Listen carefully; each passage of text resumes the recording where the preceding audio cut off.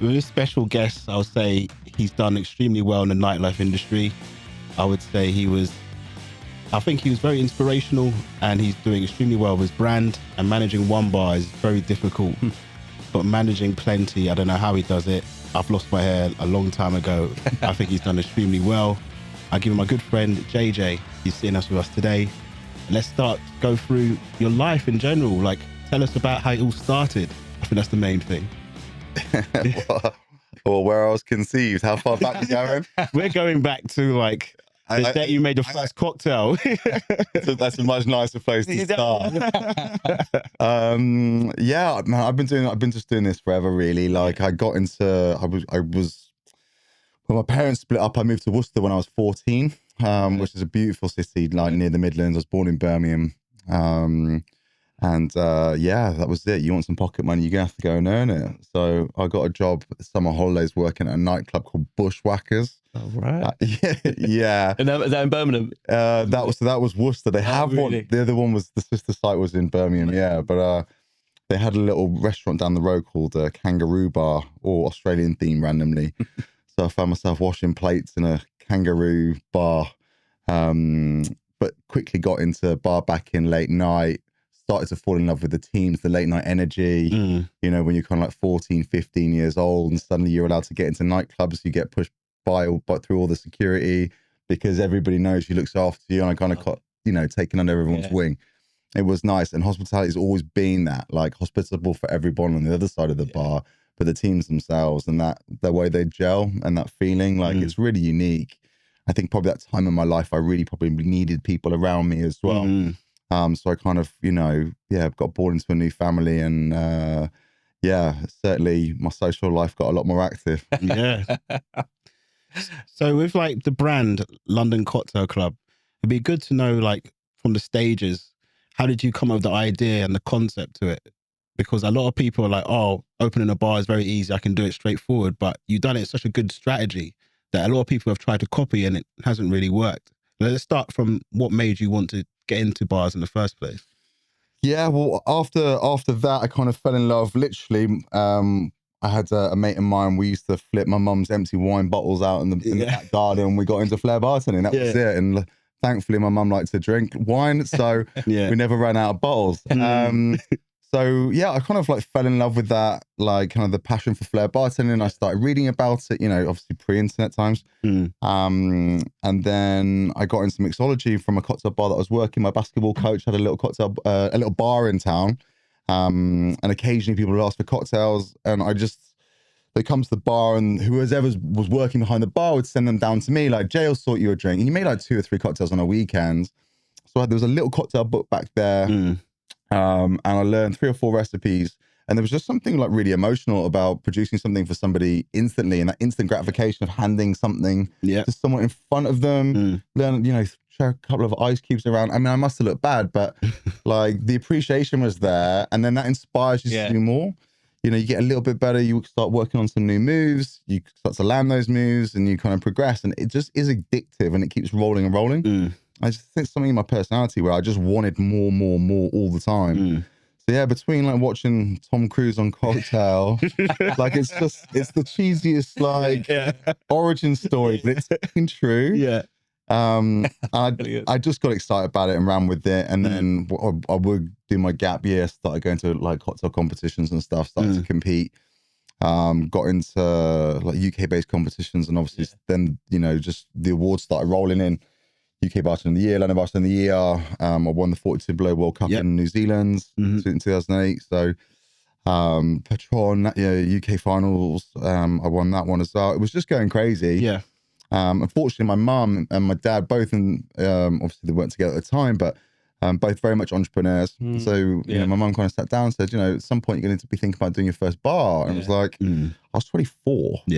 So naturally, I was a bit taken aback by it because it just felt like so much to achieve. But her philosophy was very simple. Much like many brilliant bar owners that I've worked for in the past, or entrepreneurs, we talk about not focusing too much on turnover. But realistically, once that turnover's in, you can count the cash seconds and start to refine the business from the back end.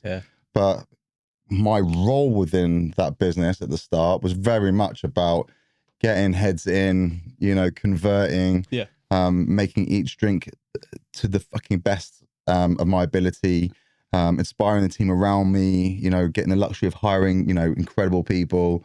All my menus were insanely creative.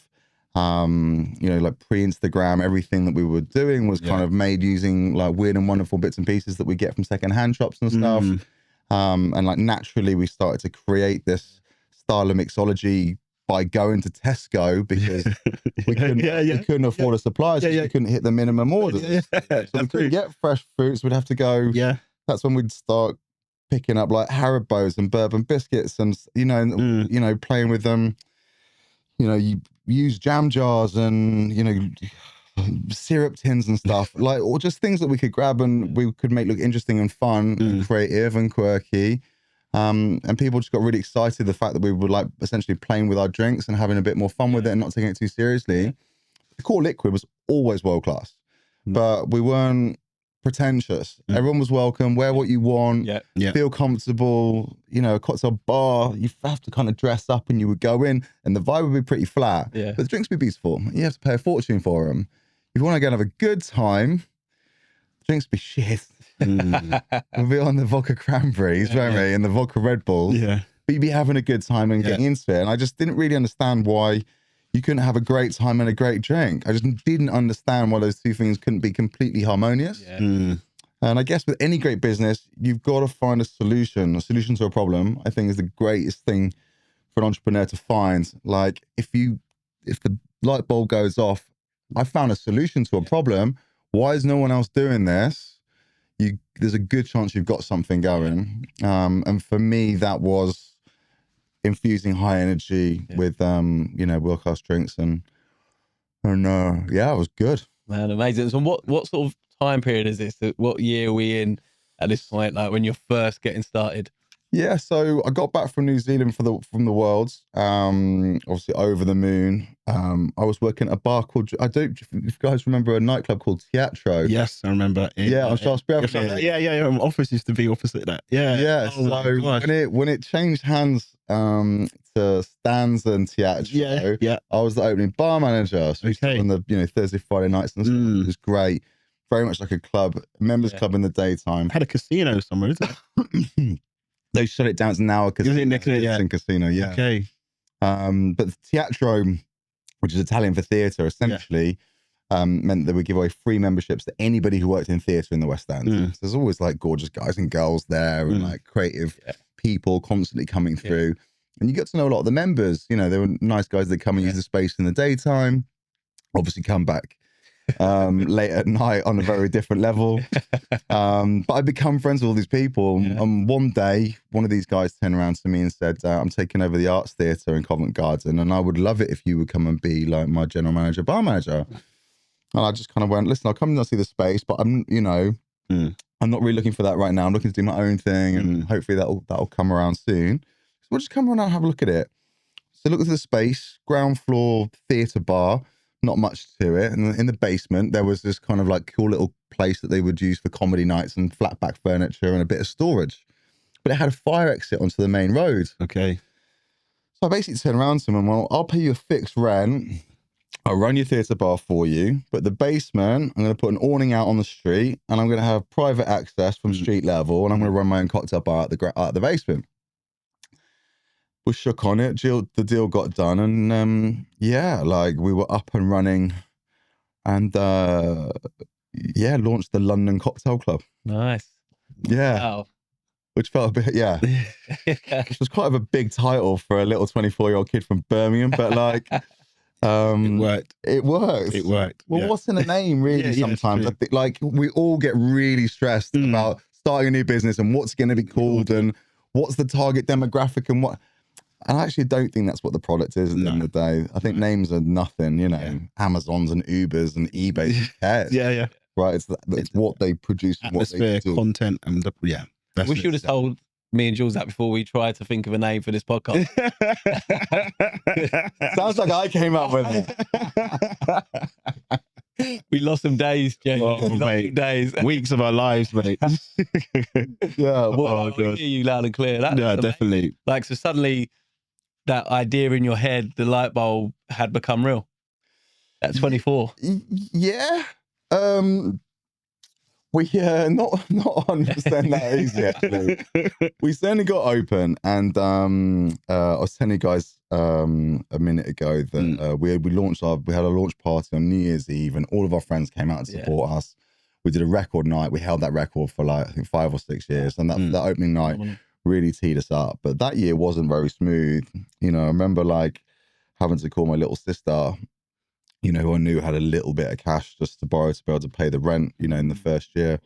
She came through for me, obviously, but, you know, I was very much in a panic that I wasn't going to be able to repay everybody. Yeah. We opened our first bar for like, I think 70 grand. Yeah. All in, yeah. Okay. Well, you know, Birmingham cost us 1.3 million to do a TCC up there. Yeah. 650 capacity, 5,000 square foot. Do you know what I mean? It's a very different beast than the little box that we had. But, you know, you've got to start somewhere. And you dream of, you know, bigger and better and what, you know.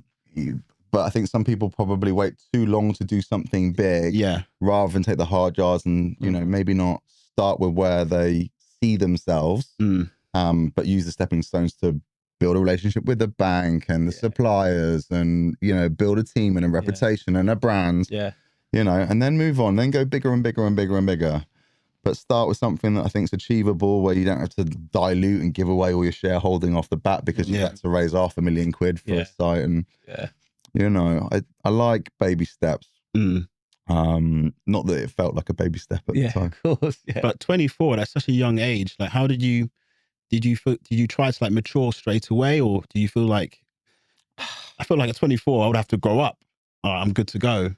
I remember, I saw you guys' questions, and I remember the first day of trade, and my mum, bless her, had gone and got like this big red ribbon and this like big pair of scissors. Oh, that's nice. Yeah. And like really cute, and she had it in a bag, and she's like, I've got this thing for you, and I'm constantly like, Mum, not now, I'm busy. You know how you are with your mum, right? And she's no, come upstairs and do this. And I remember cutting through the ribbon, and I thought there was going to be this like magical moment of like white doves and fireworks and I've arrived and I've made it. And like I cut through the ribbon and I just realized I was 70 grand in debt. Like, and that was like, it was the weirdest, most sinking feeling because there is no jubilation there. You've just started what's an astronomical journey. But thankfully, despite the first like tough trading year, we managed to break even at the start of year 2. Brilliant. Because obviously it's only 70 grand in hindsight. At the time, especially when it's friends and family money. Yeah, of course. You want to get everyone out of the way quickly. But then the weight off when you're back in black. You're feeling good. Everyone's paid off. And then it's just, do you know what I mean? It's me and you now. The road's long and clear. The clouds have gone and it feels really, really exciting. And we obviously just pressed on. Because then you get the fear of failure thing. You must have had that as well. That thing's horrible. So from that site, what was the second and third one? Right, this is where it gets a bit confusing. This I tried to figure it out, but so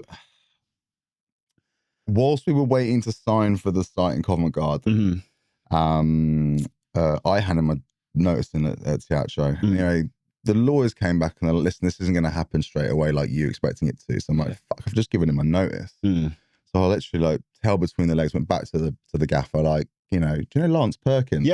Yeah, I know Lance was my GM. Oh yes, that's how I know the club, because of him. Yeah, exactly. Like proper legend. And Lance was like, listen, mate, like you've chosen to go, you gotta go. Like this is it doesn't work when you come backwards. I'm like, okay, shit. I'll apply for some relief work during Christmas. So I put my name down for a few, you know, these companies. And at the same time, the BBC were recruiting for the new season of The Restaurant. Okay. BBC 2. So they obviously, as a strategy, approached these, you know, companies because it's perfect for relief people within hospitality. So I got like 3 or 4 of these application forms sent through to me. But of course, we then started doing the bar came through, and we started doing the build and everything else. And you're coming back late at night, passing out, waking up, emails in the morning. You know, the 400-hour week thing. Yeah.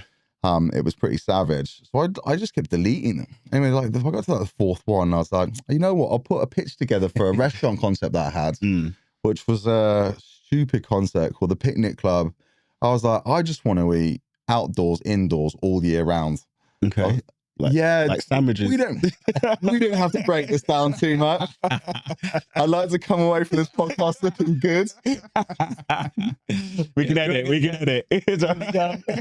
in a creative space, which I thought we were in the circle of trust. There are no bad ideas. God knows which names you burnt before you came up to Easy Glow. Oh yeah, how long you got? yeah, exactly. Oh gosh. But yeah, anyway, so I pitched it. They accepted. We went down. They were like, you know, listen, we really like you guys, but like we've got our 10 couple slots of fills. Like you're good. But you know, we're gonna give you the free training if you want to come. If someone drops out, you can drop in. Anyway, I was like to my business partner, come, we can do all your health and safeties, your licensing, your whole thing. Like they're paying for it. And like, why not? Let's try and see what happens. Anyway, someone failed the psych evaluation. Oh gosh. Because you do not want to be giving people knives in a high pressure situation. No. Like, and you need to make sure that they can keep it together. Anyway, they were just like, one couple just failed miserably. And then they put us in, and every single week we just were like one from last. We didn't win 1 week in this TV program. Finished that up. Ended up winning by obviously making cocktails for the final few shows because I couldn't cook, so we were just digging deep. I love that. And then that's it. Then you're in bed with Raymond Blanc and Sarah Willingham from Dragonstone, you know. So it's like it was wild, and obviously still would work with them today, 15 years later, and it's just an absolute blessing to have had the opportunity to sponge everything they've been willing to give me. And they've been amazing with me, and they've been a, you know, like incredible role models. So shortly after that, Sarah very politely said, I don't think you should open a restaurant, you're shit at cooking. But this bar thing, you look like you know what you're doing. So we take it for a walk, and so we did. We moved the London Cocktail Club to Goode Street. We rebranded as Covent Garden Social Club down in Covent Garden. That's been going for 15, 16 years now. And then we would obviously go on to open 18 cocktail clubs and then the nightcap thing and everything else. Oh, wow. Yeah. Wow. That's How many sites is it now? 18. 20. So in COVID, Sarah launched a company called Nightcap PLC. So she wanted to float on the stock market. We're floated on AIM, which I do not recommend. But she raised 7 million cash. Valued London Cocktail Club as a trading entity of £7 million as well. So we floated at 14 mil. She managed to get enough backing together to get us like publicly listed. So from there, we spent that 7 million quite quickly. Obviously, then got the ability to expand, borrow a lot from the bank as well due to the scale. Of course. So we're now basically 50 bars nationwide. Oh gosh. Brilliant. Yeah, we bought 4 different companies. We're in talks publicly about buying, you know, Revs and Tequila at the moment. Certainly we've inquired into what's going on down there because acquisitions have been like an amazing part of our growth to organically grow. Some of the businesses we've been buying, you couldn't physically build them for what we've been buying them for. Which has been, that's why it works out for you basically. Well, it works out for us, but I mean inevitably this is way above my pay grade. But certainly I'm on the inner circle on it, so I'm still learning constantly every day. You know, and I think I was reading some crazy email from the legal team this morning. I couldn't understand any of it. But you know, what I do understand is drinks, people, training, education, service. So I'm able to spread myself across those 50 sites now, and managing 12 different brands from Barrio for Latin American, obviously, you know, LCC. Tonight, Josephine, I don't know if you know, is like, you know, Pink Neon, like really strong brands. Obviously, we just bought Piano Works, Dirty Martini. Piano Works, the actual Piano Works, the one that was in Farringdon. Wow. Yeah, and they had Leicester Square. Didn't work out Leicester Square for them. But the concept's good though to have. Concept's amazing. And actually, really scalable. We don't own them outright, but we've got a controlling share in that business. That's good. But I don't see why there isn't one in every single city in the country. That's true. Yeah. Like, you know, for 10 quid to be able to go in and have 12 live musicians going back to back. Yeah. It's absolutely insane. The concept can work. It just needs to find a way to expand on it, basically. And you've got the time now. Groups, parties, corporate. It's like, it's built for everything. Mm-hmm. And I'm itching to get in there and work with their team on menu and training. But inevitably, there's a bit of a grace period of 6 to 12 months to let everyone kind of like bed in before we make any drastic changes. But normally my team's first through the door. Yeah. Everyone's like, I need help with people, training and products. Like, get him in here. Oh my gosh. And I'm always very, very respectful of our founders, like wants, needs and values. Okay, yeah. Because it's a really sensitive thing. They're going, you know. That's their life. It's their baby. Times, you know. Well, yeah. It's, you know, to get going in too heavy-handed too quickly can sometimes probably, you know, destabilize the founder and mess up the culture, which is never what you want probably in going in. That's it. Yeah. I wouldn't. Yes, that's it. I won't say more on that, but different businesses have got different requirements. They've got different weaknesses. Yeah. And we've had some amazing learning, like, you know, the Adventure Bar Group that has TJ's deck, and all those guys, Blame Glorias, Lunar Springs, Birmingham, 3,000 capacity outdoor venue. Yeah, really, really cool. Yeah. But like, we've learned so much too. Like, you know, I'm very confident with my classic specs and recipes and stuff. I'm very proud of them. But, you know, we've gone blind tasted back to back on, you know, classic compendiums and stuff to make sure that what we're teaching is consistent group wide over 1,100 staff. Yeah. You know, we've got to get it right. And we've all got to be singing from the same hymn sheet. And we've learned some great stuff. And there's been some recipes that I've had and I've gone, you know what? I think that tips it. Let's go with it. Let's embrace everybody else. So not being too bullish with your mentality and being open to using the word sponge a lot, but like, you know, absorb as much, you know, as you can from anybody, you know, to grow. Never stop. Love that. Right. We've got a tradition in the show. Don't worry, no lawyers are listening. But they're always listening, man. That's the problem. So there's a quick fire round, and this is, we're going to sort of breeze through these relatively quickly, but you can expand on any answers, or you could just give a quick fire answer, and you can also chicken out and not answer. So we're don't chicken. So you can give us multiple here, but who's been the most famous celeb in one of the London cocktail clubs or celebs? I tell you, I've got to admit, like, I'm going to flip the question slightly. Yeah. Don't hate me for it, but if you've ever been to dinner as a guest of Raymond Blanc, I've never been around that level of VIP. Like, but to be with a god in a restaurant where like culinary excellence is like ingrained in their DNA, like literally the waters part. You know, and I've been lucky enough to have a fair few lunches with him over the years and stuff, and I really look forward to it. Very different to, obviously, we've had drunk celebrities and stuff, but you know, nothing ever too gnarly. But to be in the presence of that level of celebrity is I don't even have a word for it. Very cool. Imagine. It must be super inspirational as well, seeing that level. You know. Well, that you know, absolutely. Yeah. All right, love it. No, good. Get us an invite if you can, JJ. We got a man for episode 2. So, dead or alive, what celeb would you have loved to have or hosted in one of your bars? Oh, dead or alive celebrity. You can be greedy as well. You can have an alive and a dead if you want. I'm convinced Ryan Reynolds is brilliant crack on a night out. Equally, like a Mark Wahlberg would be really messy. I'd take a Will Ferrell in there as well. Can I have? You know, keep going. We love going.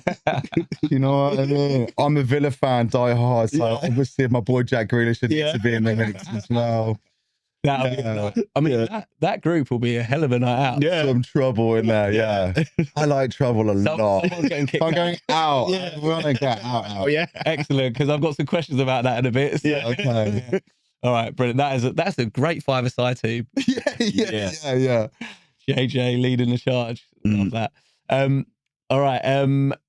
Drunkest celeb in one of your bars. Drunkest celeb? No, I think, generally speaking, I think they've all been pretty well behaved, over the years. Cocktail clubs, small bar. I do remember getting the call that Sam Smith on a Tuesday night was twerking on a bar top, and it's like Tuesday, like 8 o'clock. It's like 5 people in the bar. Sam Smith's twerking to his own track. I think he's having a good time. He's good fun. Yeah, that's good. But yeah, no, everyone. I'm remembering a few now. No. Everyone's been pretty good. Oh, JJ. Everyone's been pretty good. Yeah, no, that's good enough for me, I think, now. Fair. And like, obviously, Nightcap and London Cocktail, you guys done some amazing stuff, but who do you look at and respect from the hospitality or the sort of event space in terms of a brand they've created that you just think, wow, that's awesome, and I really got love for that. I wish I did that. Yeah, well, listen, I always look up to the OGs and stuff. I was very lucky in my career to have got a chance to work for the Beer One Bar Group in its infancy. Obviously, we see it as a really big business now. We don't really give it the credit it deserves and how it changed the game. I got to work for Tim Bacon at Living Ventures as well. Absolutely incredible bar business and restaurant business as well. Obviously, God bless him, he passed away a few years ago, but amazing person. I was really lucky with that. But I look around at what's going on in the bar industry at the moment, and I love the stuff that's come out of Three Sheets, like Max and Noel Venning. I'm just like their approach to mixology, I find just incredible. Everything's like much lighter, more delicate, slightly lower ABV, but all the modifying flavors that and ingredients that they're using, they're really spending on the work and the time and the mise en place that goes into every single drink. It's really on point, but they have fun with it too. I like those guys. I like those guys a lot. Down at Dram, like their draft and can cocktail program is absolutely insane. I mean, what they're literally able to put in a bottle is phenomenal. But, you go out the back and they've been fermenting passion fruit husks for 3 days with a champagne yeast, and you're just kind of it's so far ahead of anything that I can comprehend. And just to be able to deliver it in a tiny little beautiful glass, minimal garnish, and everything about it is completely loved. Yeah, and you can taste it with every single sip. Go and try their drink called Peach. It literally tastes like you're biting into an ice cold peach and dripping down your chin. It's incredible. Wow. So within the independent cocktail bar scene, I'd say those guys are really, really flying, and I love them a lot. But when it comes to inspiration, I tend to look back quite a lot as well. I've been really fortunate enough to work with some incredible people over the years. Yeah, amazing. All right, that's wicked. Right, you survived quickfire. Yeah, you survived it. Yeah, I've got some others, but I don't think legal. I'm sweating with that drunk celebrity one. Yeah, I do remember actually. I got to go out to Cannes Lions to do an event. Raymond Blanc asked me if I'd go and do some cocktails on this essentially massive ship for the Daily Mail. You like wake up in the morning and go up and set up, and like Craig David's doing like a live thing in the daytime. Then the evening, I think like Will Smith was DJing with Jason Derulo at one point. Wow. And then just I couldn't name everybody coming through through on board and stuff, but that was probably to be sat still looking around and you're like, everybody is A-list in this place. And I always loved the Groucho Club as well. Yeah. I remember going for the first time, again, I must have been about 19, 20 years old. Just been sat on the sofa opposite the bar. Yeah. Like 6 feet from me is Noel Gallagher talking to Doctor Who. And I'm just like, where the fuck are we? Looking at your drink. What's in this? What is going on where they just know each other and this is normal? Yeah. But yeah, I never really got into the late night club scene. I very nearly opened Bungalow 8. So the lease came through on Cocktail Club, so I opened my first bar instead. But I was hours away from joining the team then, which would have been a lot of fun. Yeah. A lot of late nights or early mornings, whichever one you want to call them. Yeah. But like with nightlife and bars, it's kind of taken a lot of the nightclub business away, I would say, because people don't really say, "Oh, I'm going to a nightclub" anymore. People say, "I'm going to the bar. I might be staying till late." And I think, do you think like people are leaving, I don't know, leaving the bars a bit earlier, or do you think there's like a change since like obviously since lockdown and stuff, things have kind of changed a lot? We're trying to really work it out because I think there's so many new drinking cultures happening simultaneously. It's hard to create a rule that fits all. Yeah. Obviously, we're seeing the no and low movement happening, the non-alcoholic drinks thing happening, but I don't think it's like significant other than people are probably choosing to consume less at the moment. There's a massive group of people who are happy to spend and they're really enjoying probably post lockdown as well. You know, if you're earning properly through lockdown, you're ordering big expensive bottles of wine and whiskey to your house and you start to get a little bit of a taste for that. So we're seeing premium grow, we're seeing non-alc grow. Yeah, we're probably late night is probably struggling. But I think bars like London Cocktail Club are offering like a high energy experience earlier. So you don't have to wait till 1 a.m. now to have a rave. You can have it at like 9 o'clock. 9 o'clock, 5 p.m. Get the last tube. Like it kind of it makes sense. Makes sense, So certainly with my menus, I'm looking at trying to balance that out a little bit and see, test the water, because what might work for tonight, Josephine, Cardiff, do you know what I mean? Certainly won't like work for Lunar Springs, Birmingham, and the way TCC Canary Wharf. You know, one of our top performing sites is right around the corner. You know, so the wants and needs of each of those demographics is so vast. You know, there's a lot going on, but yeah, and obviously minimum wage has gone out $11.50 or whatever, 44.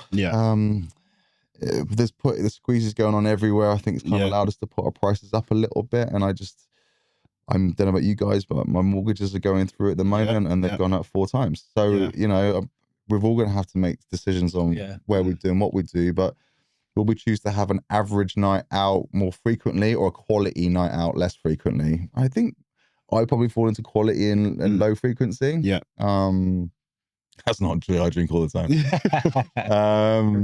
But yeah, my ego likes to think that's the bucket I fit in. I love the fact your other part of your brain just seems like no.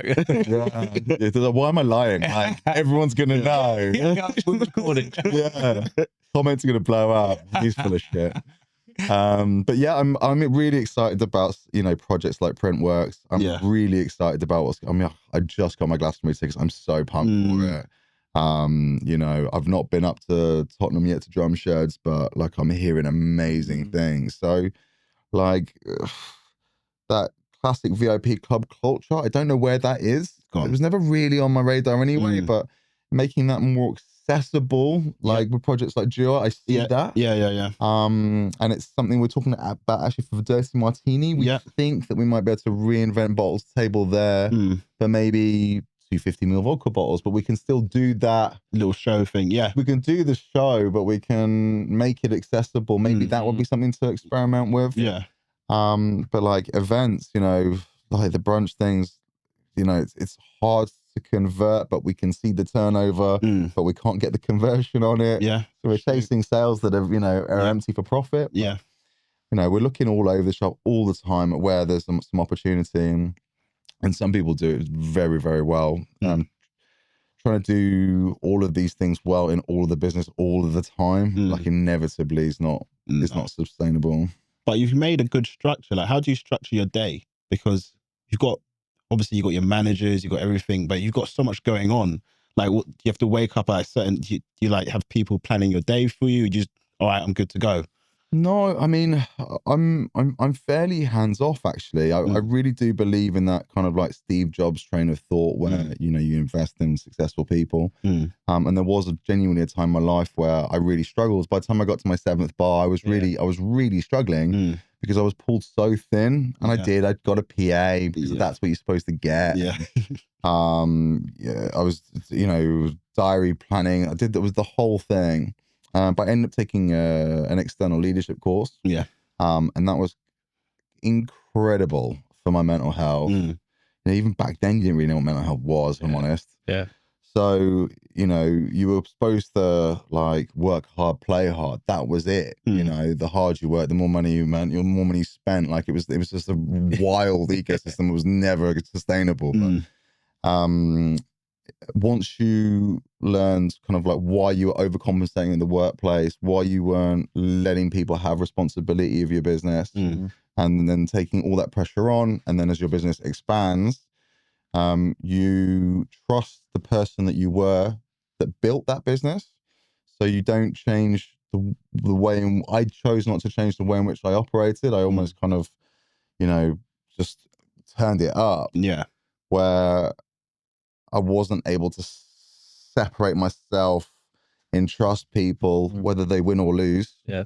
But what I would get back and what I could start to apply my time to for growth, by having brilliant people that you trusted in, and then you work out how to communicate, set goals and targets, where it's just not you running around trying to do everything all the time. And it was really freeing, but like, you know, trusting other people to look after your baby it's insane, you know, to let go. Yeah. But once you can pass through that place in your head, it is clear skies, you know, on the other side. Definitely. It's worth to go down that journey. For anyone who is like really feeling the pressure, you're probably not delegating well, which means you're probably not managing well. Yeah. You're definitely not leading well. And if in whatever your journey looks like, of course, there are like financial goals, but I think there should always be leadership and growth goals. And to do that, you need to define what excellence looks like in leadership, and excellence looks like being able to manage and run your business remotely. Yeah. So if you believe in that as a definition, you've got to start acting like that and take those baby steps to get there. Yeah.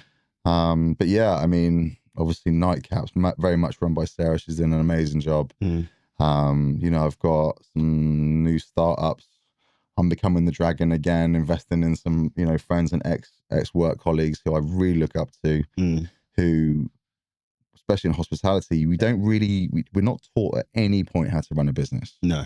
We're taught how to make money, put it in the till. Yeah. Much like my kind of origin story with LCC. But once you've done it 20 times, you're just like, all the stuff that you've learned, it's so easy for me to help somebody else set up now. Yeah. I just think it's really exciting to see, I get my kicks from seeing other people grow more than actually I see us opening our own bars. Got so used to it at 50 sites, like another bar, hey. But you see a friend or someone you respect to and admire, they open a bar, suddenly you're in there like, you know, here's my bank card, okay, cool, I want one of everything, I'm going to bring all my friends every single week, I'm going to take a video, like, interview me. And I got no financial interest in that business. But, you know, reasonably people are like, do you think maybe you could do a little bit of that for our bar? The ones you own. Yeah,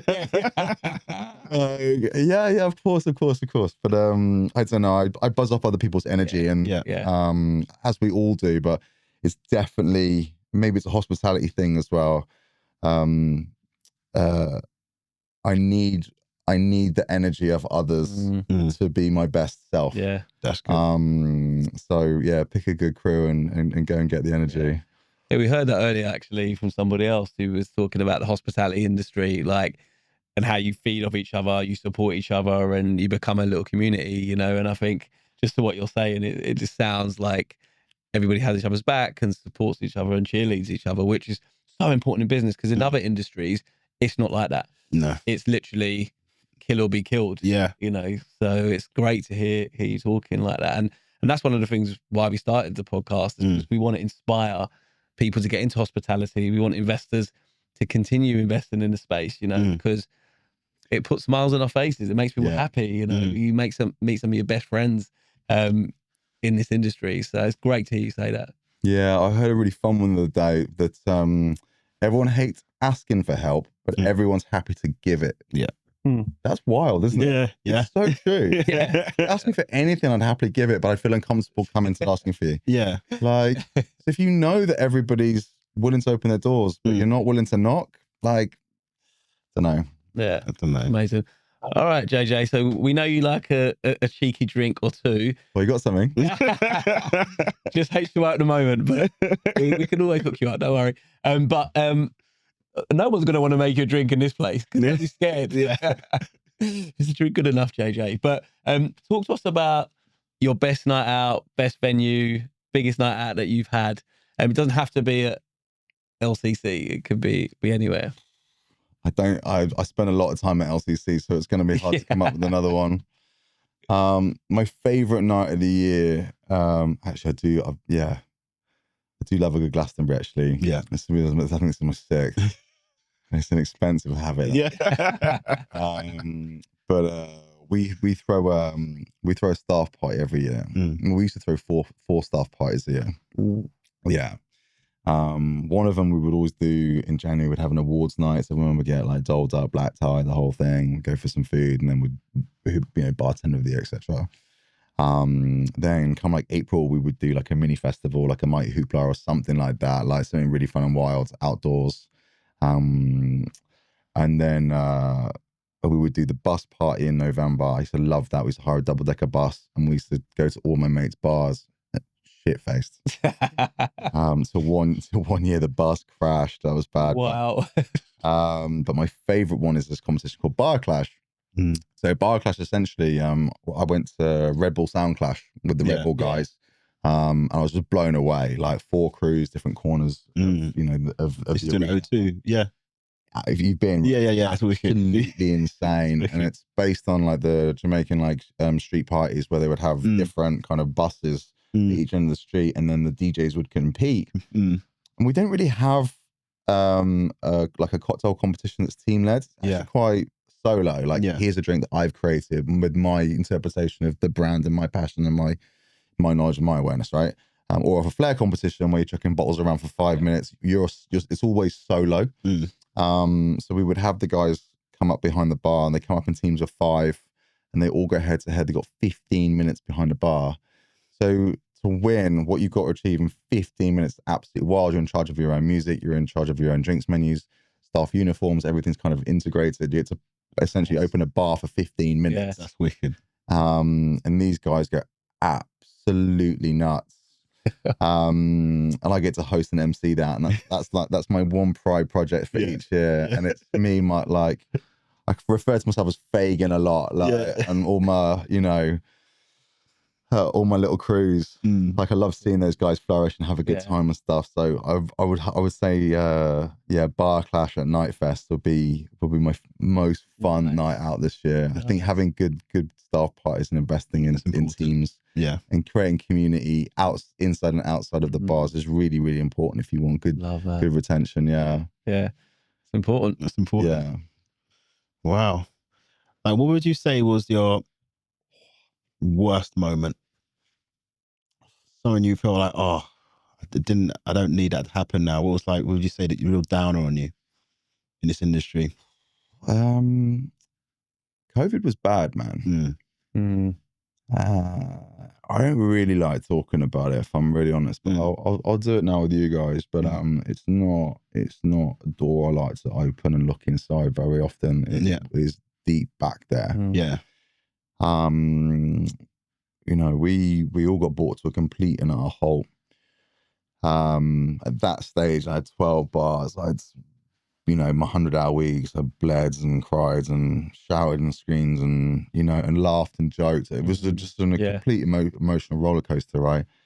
And at one point, I was going to lose everything, and it was all going to be pointless. You can argue that it was a journey or whatever, but at that point, it was really, really rough. And we just had our first child, my daughter Layla, and we were up at my mum's. The sun was shining every day. It was that infamous summer that everybody loved. But it was just dark every day for me, and it was a real rough ride. I'm so glad to see we're having a tough time now, but I don't know that.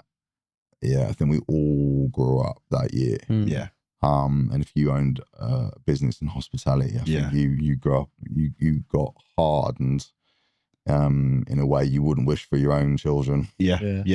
You know what I mean? True. I definitely agree on that one. Yeah, that one was tricky. Yeah. Anyway. But what would you say was your best moment? Where's the ticket?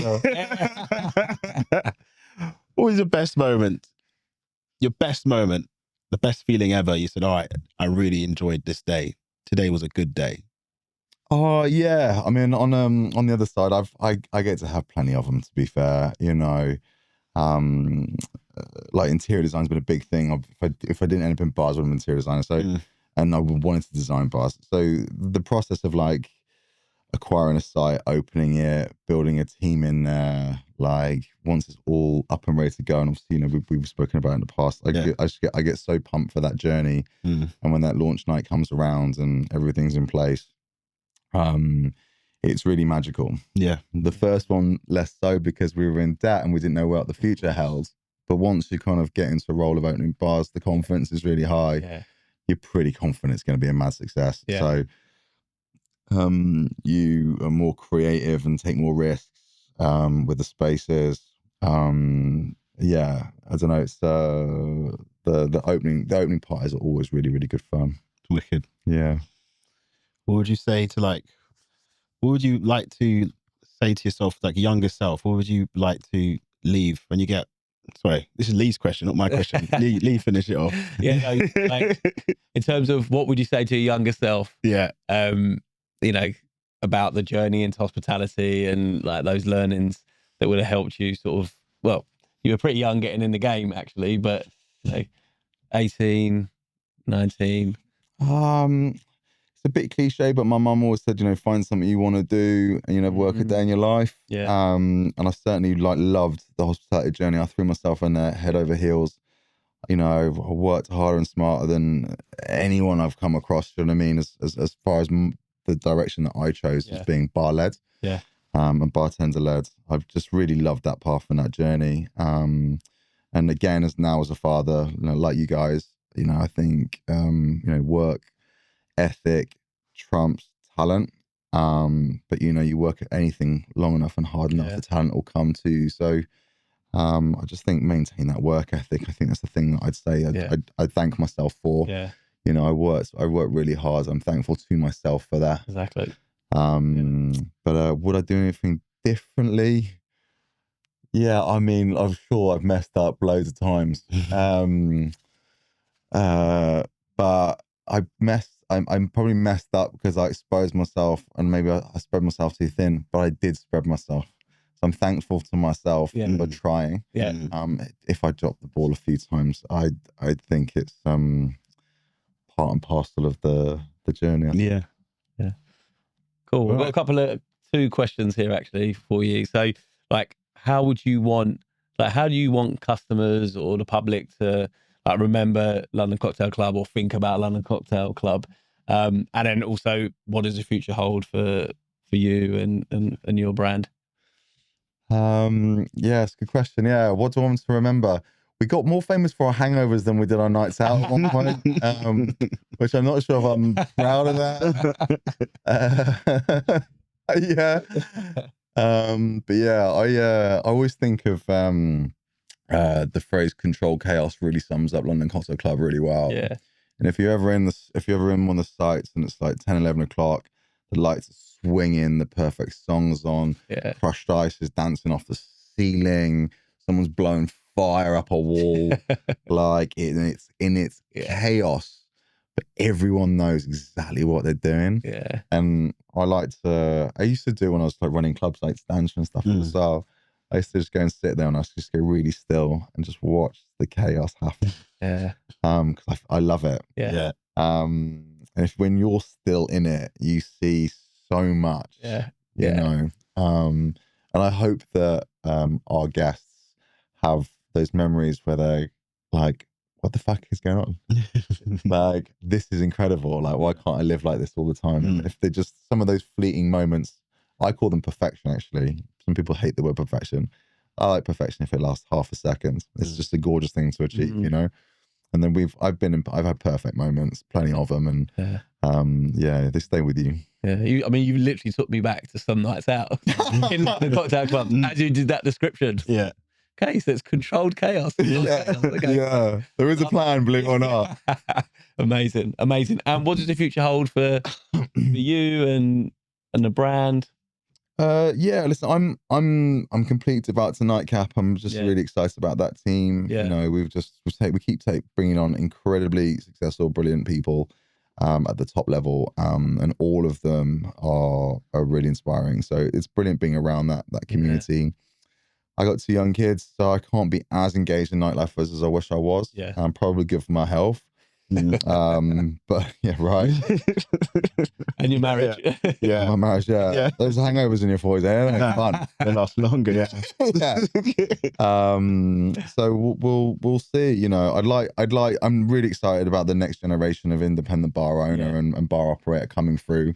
And I'd like to give back in some way or join their journeys in the same way that I got the opportunity from Sarah and Raymond to be able to spend the last 15 years of my life doing what I've done.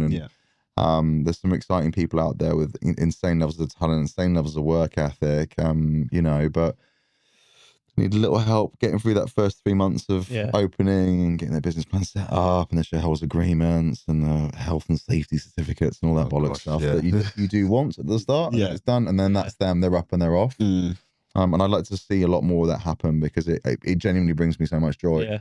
But I think TCC will continue to grow. You know, obviously, right now the focus is acquisitions. You know, we're obviously talking about doubling the business potentially. It's insane. So. You know, continue to train. I've got so many great people in my team as well, training team and drinks development teams and you know, the people teams. There's so many great people in the nightcap business that I try and get around to them as much as I can do and spend some time and try and inspire them. Definitely. It's probably become my weird role as this kind of moon that floats around Nightcap. You know, I'm kind of not really responsible for anything, which I love. But then I get the FOMO that I'm not getting stuck into. But spreading control chaos. That's the group. That's Captain Chaos. I love it. Yeah, for some reason I do seem to like organise all the socials. But I think I'm fairly well qualified. Yeah. Oh yeah. Oh yeah. Absolutely. Brilliant. Jules, anything else from you? No, I'm good, man. Thank you very much for coming in today. It means a lot to us. And I think just thanks for coming. It's really good to learn a bit more about your business, the brand. And we'd love to probably do it again. Thanks, JJ. Thank you. It means a lot. Thanks.